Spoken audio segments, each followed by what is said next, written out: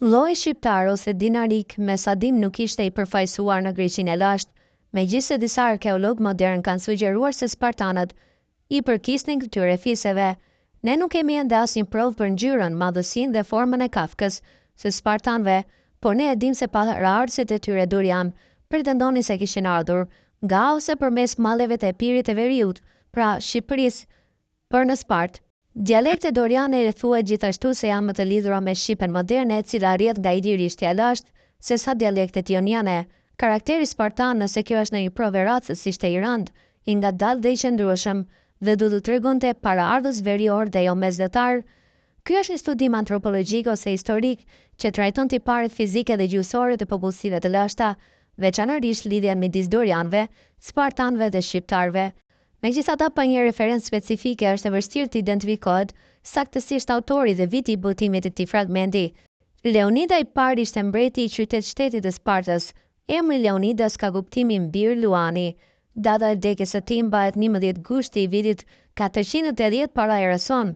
Përpara tij ishte mbret gjysmëvëllai i tij, Kleomeni i parë, dhe ishin të dy bijtë e mbretit Anaksandridas i dytë. Dinastia e tyre rrithte nga Agisi i parë, i cili mbahet si mbreti i parë i Spartës rreth shekullit të 10 të para erës sonë. Mbreti i fundit i kësaj dinastie, Agiaide, ka qenë Agesipolis i tretë, i cili ka mbretëruar në vitet 219 deri në 215 para erës sonë. Kujtojmë pa ashtu se Herodoti identifikoi Spartano-Pelazgët, zota në Pelopones dhe anën mban Greqisë. Ata ishin të parët në Greqi sipas tij. Sparta është mbretëria dhe qyteti më i parë në Greqi. Ata janë njerëzit më trima. Leonida me 300 spartan luftoi deri në vdekje. Monumenti i ngritur aty ku Karnana dha mban bishkrimin, shko shtektar në Lakedemoni, u thuajse në ram këtu duke ju bindur thirrjes së tij.